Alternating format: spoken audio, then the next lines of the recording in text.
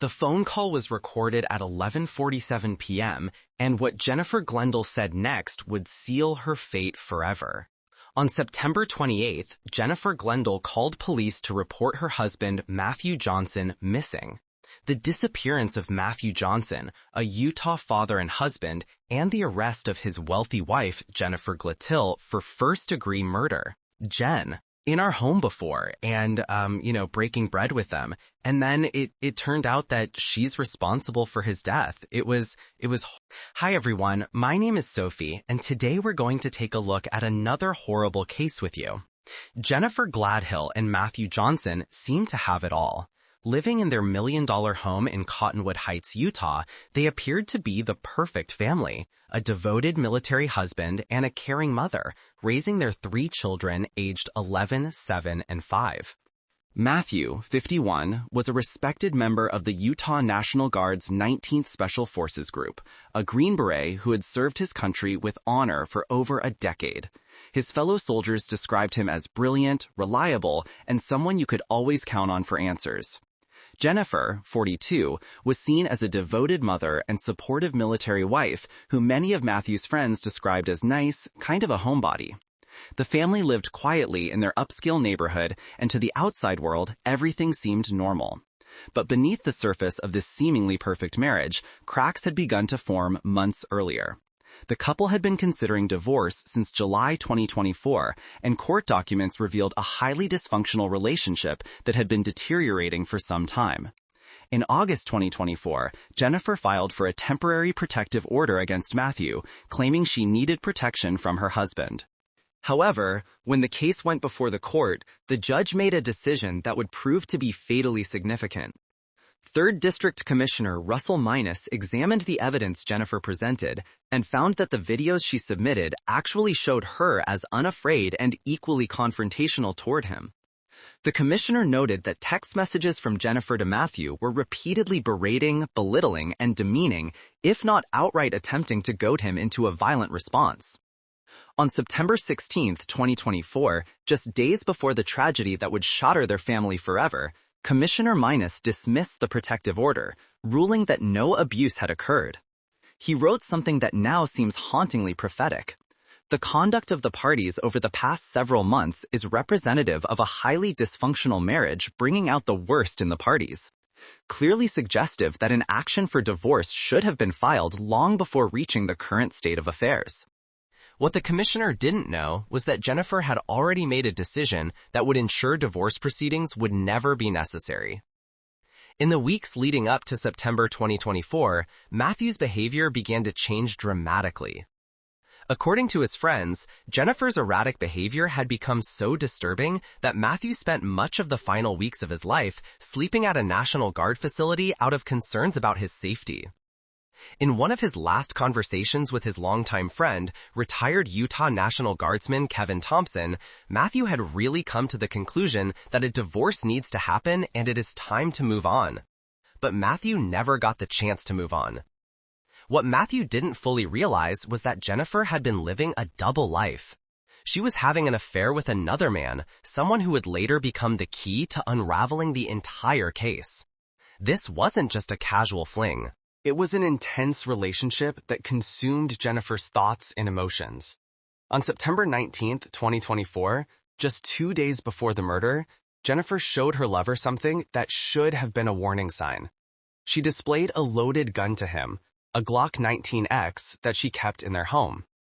At the time, he probably thought nothing of it. After all, many military families owned firearms. But prosecutors would later reveal that Jennifer had been calculating and methodical in her planning. She had arranged for their 3 children to stay at her parents' house the night she planned to kill their father. The stage was being set for a confrontation that would end in tragedy. September 20th, 2024 started like any other day. But by evening, the fragile facade of the Johnson-Gladhill marriage would finally crumble. Matthew had discovered the truth about his wife's affair, and witnesses would later report hearing a heated argument between the couple that night. According to Jennifer's later confession, Matthew confronted her, yelling at her because he knew she had been sleeping with someone else. The argument was intense, with years of marital problems finally exploding into the open. But what happened next would haunt everyone who learned about it. In the early hours of September 21st, 2024, as Matthew lay sleeping in their master bedroom, completely vulnerable and unaware of the danger he was in, Jennifer made a decision that would destroy multiple families forever. She took his own 9mm handgun and shot her husband in the head while he slept. According to her own confession, she then put Matthew's body into a rooftop storage container, sliding it down the stairs of their home before loading it into the back of their minivan. She smashed his phone and drove his truck to a nearby neighborhood, abandoning it blocks from their home. Then, in what can only be described as a methodical cover-up, Jennifer drove north with her husband's body and buried him in a shallow grave at a location that remains unknown to this day. When she returned home, she began an extensive cleanup operation. She bleached the walls, used carpet cleaning supplies throughout the master bedroom, and ordered a new mattress to replace the blood-soaked one where Matthew had been killed. The mattress arrived just 2 days later. But Jennifer's most critical mistake was yet to come.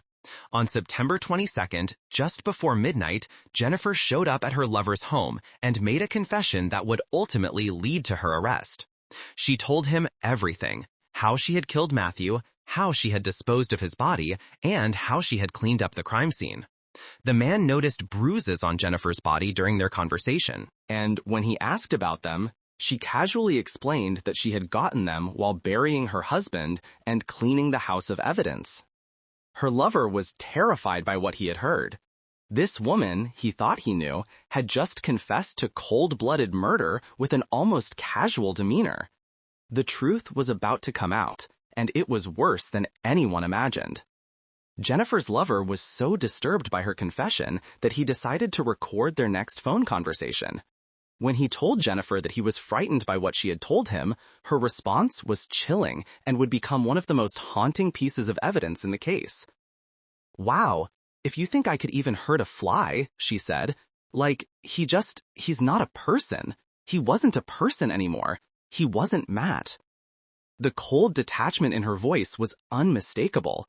She had dehumanized her husband so completely that his death meant nothing to her. But Jennifer's disturbing revelations didn't stop there. When her lover asked if she would be afraid if the situation were reversed, Jennifer replied, "Not if I deserved it.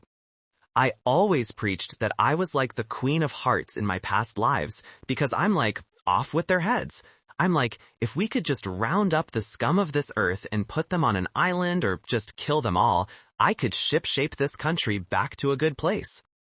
Jennifer also asked her lover not to think of her as a monster and to remember who she was before she opened her mouth. The irony was not lost. She was asking for understanding after confessing to murdering the father of her children in cold blood. What made this conversation even more significant was that it took place before Matthew was officially reported missing. Jennifer was already referring to her husband in the past tense, even though no one else knew he was dead. 6 days after her confession to her lover, Jennifer finally reported Matthew missing to police. She told them that Matthew had said he would be gone for a week and told her not to call him. Meanwhile, the Utah National Guard had already begun searching for Matthew when he failed to report for duty on September 23rd. But unbeknownst to Jennifer, her lover had been collecting evidence against her. He had taken screenshots of their text messages and recorded their phone conversations. On October 2nd, 2024, he finally contacted police with information that would crack the case wide open. What happened next would shock even the most seasoned investigators.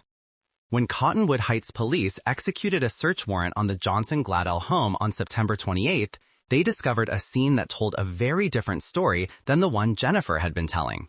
In the master bedroom, investigators found a large blood-stained spot in the carpet underneath the bed. Blood was also found on the bed frame slats, which corroborated exactly what Jennifer had told her lover. The house reeked of bleach, and there were reddish-brown spots on the walls, bed frame, and blinds. Most tellingly, the mattress in the bedroom was brand new. Phone records would later show that Jennifer had ordered it on September 24th, just 3 days after the murder, and it had been delivered 2 days later. During the investigation, police also discovered GPS data from Jennifer's phone showing her movements on September 21st and 22nd. The data showed her traveling to the location where Matthew's truck was found at around 6 a.m., and later tracking her journey north toward Davis County, exactly where she claimed to have buried his body. On October 2, 2024, armed with the recorded confessions and physical evidence, police arrested Jennifer Gladhill on charges of first-degree murder and obstruction of justice. But the investigation was far from over. On October 24, 2024, Jennifer's parents, Thomas Gladhill, 71, and Rosalie Gladhill, 67, were also arrested and charged with 4 counts of obstruction of justice. Police discovered that the couple had spent over 5 hours at Jennifer's house in late September, despite initially claiming they were only there for less than an hour to pick up clothing. Investigators found that Rosalie had purchased the new mattress and had her phone remotely reset, losing all data about her whereabouts during the cleanup period. When police questioned Thomas about the master bedroom and alleged cleanup, he told them, "I did not go in where the incident happened," inadvertently revealing knowledge of a crime scene. During a search of the parents' home, police found a Glock 19X gun box wrapped in a child's onesie inside a plastic tote near Jennifer's bedroom. The container matched the description of the gun Jennifer had shown to her lover on September 19th. The family had tried to cover up the perfect murder, but their web of lies was quickly unraveling. Months have passed since Jennifer's arrest, but Matthew Johnson's body remains missing. Extensive search efforts have covered multiple counties, extending from Davis and Weber counties all the way to Box Elder County near the Utah-Idaho border. Over 70 searchers have participated in the ongoing efforts to find Matthew, including law enforcement, volunteers, and Matthew's own military friends who have organized their own search parties. As his friend Kevin Thompson said, the fact that the search is now in its 5th month keeps them up at night. John Hosh, Matthew's fellow Green Beret who served with him for 12 years, has been frustrated by the ongoing search efforts. He said, "Having had Jen in our home before, breaking bread with them, it turned out she's responsible for his death. It was shocking, frankly." During recent court hearings, prosecutors revealed that a vehicle storage container had been found floating in water, and it contained Johnson's blood inside. This discovery provided additional physical evidence linking Jennifer to the crime, but Matthew's body still hasn't been recovered. The search continues to expand across northern Utah as investigators follow every lead, hoping to finally bring Matthew home to his family. They were about to discover a secret Jennifer had hoped would never see the light of day. Jennifer Gladhill has pleaded not guilty to all charges against her. She faces 1 count of first-degree murder, 5 counts of obstruction of justice, 1 count of possession of a controlled substance, 1 count of abuse or desecration of a human body, and 1 count of tampering with a witness. During her bail hearing, prosecutors argued that Jennifer posed a significant danger to the community and to the integrity of the investigation. They revealed that she had told her lover she would shoot herself before going to jail, demonstrating both her desperation and potential for further violence. The judge sided with prosecutors and denied Jennifer's request for bail, noting that she posed a risk to the community. She remains in custody at the Salt Lake County Jail. Adding another layer of complexity to the case is the question of Matthew's $500,000 Credential life insurance policy, with Jennifer named as the beneficiary. With Jennifer facing murder charges and Matthew's body still missing, Credential has asked the court to determine who should receive the money. Jennifer's trial is scheduled to begin on December 8, 2025, and is expected to last 8 days. Perhaps the most heartbreaking aspect of this case is the 3 children who have lost both parents, 1 to murder and 1 to prison. Matthew Johnson's family has released a statement through their victim representative saying, "We are hopeful that we will find Matt soon, or that Jennifer or someone will come forward with the location of his body so we can properly lay him to rest." The prosecution's theory is straightforward but chilling. Jennifer Gladhill killed her husband because he discovered her affair and she wanted to be free to pursue her relationship with her lover. Rather than go through a messy divorce that might have resulted in shared custody and financial obligations, she chose murder. As we await Jennifer Gladhill's trial in December 2025, one question haunts everyone involved in this case. How does a mother of 3 justify destroying so many lives for the sake of an affair? Perhaps we'll never fully understand the depths of Jennifer Gladhill's selfishness and cruelty. What we do know is that her actions have created wounds that will never fully heal. Justice may eventually be served, but Matthew Johnson will never come home to his children. And somewhere in northern Utah, a devoted father and soldier lies in an unmarked grave, waiting for someone to finally tell the truth about